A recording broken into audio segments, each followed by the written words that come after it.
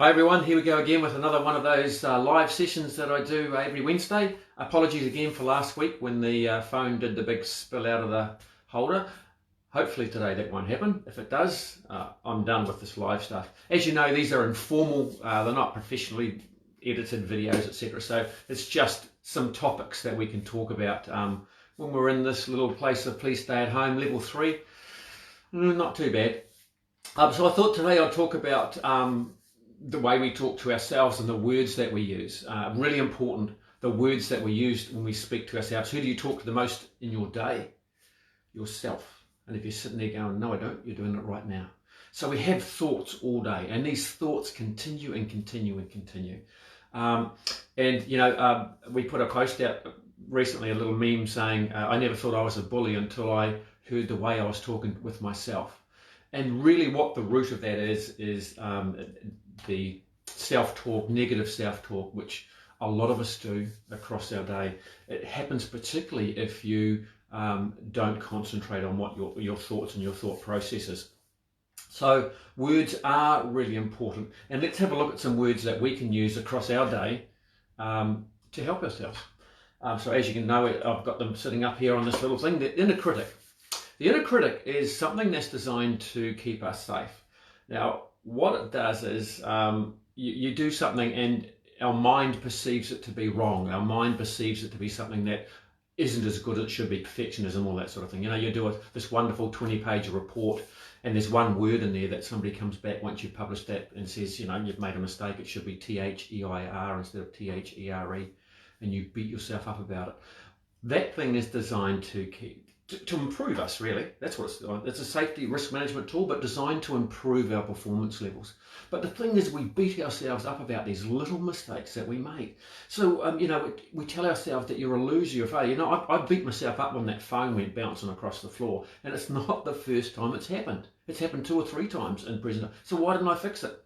I don't know. Have now, hopefully. If it does go bouncing across the floor, we'll have to do another video again. But I beat myself up about it for the next couple of days, thinking you're an idiot, you're a dick, why don't you do something about it? You're a loser, you're a failure. You know, people are looking at you, you're supposed to be professional. Well, no, you're not.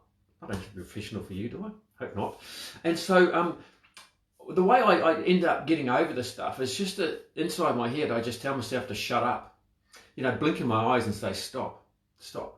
I just do physiology and psychology go together. So to bring myself back the moment, doing that sigh, doing something that just says, cut it out.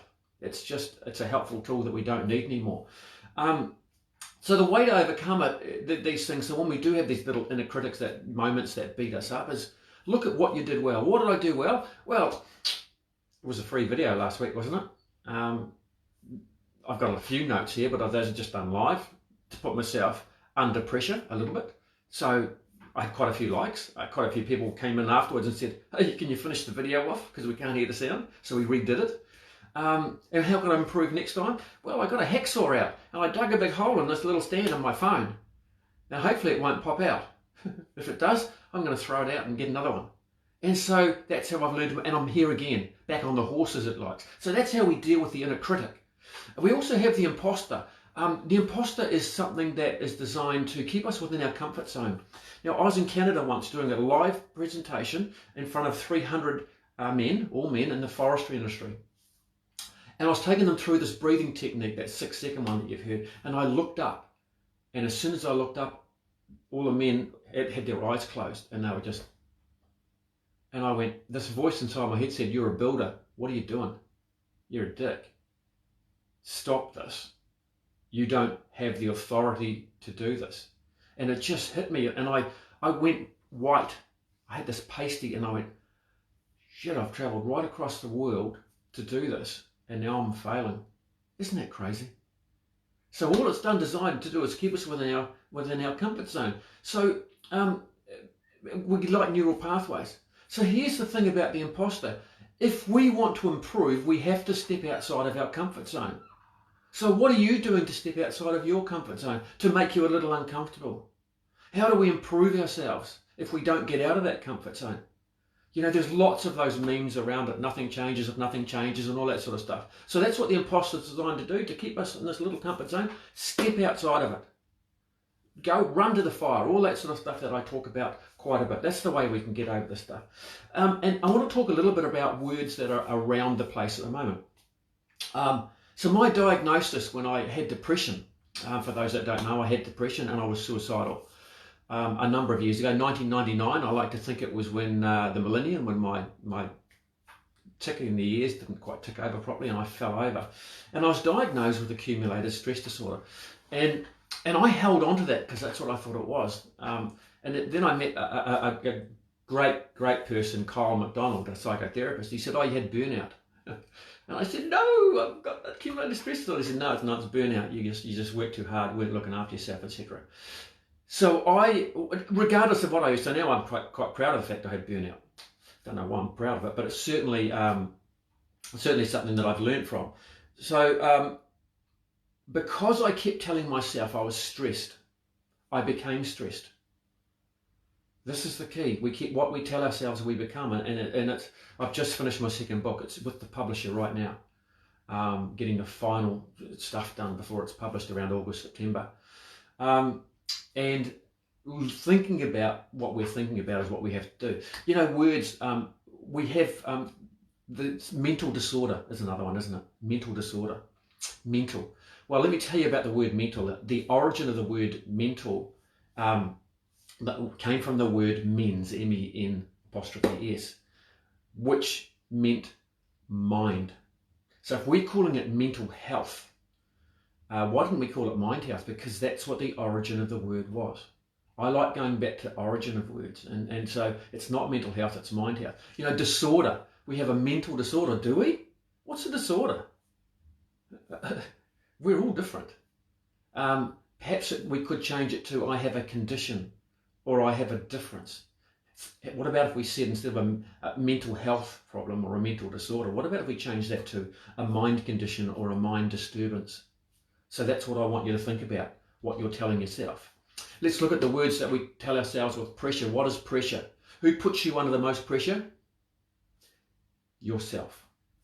What about if I was to tell you that if you write goals, are you putting yourself under pressure?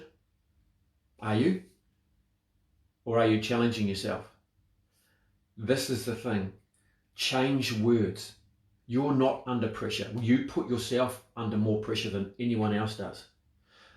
So what about if you think to yourself, I'm being challenged? You know, that's how we change workplace goals. You know, we have these workplace, they call them KRAs and KPIs, performance indicators, you know. What about if we change that to challenge? I'm being challenged at work, or when I write goals, I'm challenging myself. So change the word pressure to being challenged because your brain's like it. What about the word stress? The origin of the word stress is stretched. And that's what you are, stretched. So don't tell yourself you're stretched. You are being stretched. You're being challenged. And there's two types of stress that we've already talked about, type 1 and type 2. Type 1's good for you, being challenged. Type 2, maybe not so much, chronic worry. Depressed. You know, we talk about being depressed. I say to people, oh, are you a bit low? Are you beaten down? Are you feeling being challenged a little bit too much? Because when we do, we sort of go that way. You know, depression is a word that's used a lot. Depression. Tough times, I guess. But what about if we change the word? See, the origin of the word depression is melancholia. I kind of like that. Deeply sad, melancholia, melancholic. And then it was changed, you know, in the 60s it became something else called, what was it? They had a breakdown, a nervous breakdown, and then it became mental breakdown. So you see how words really do matter, and what you tell yourself matters the most.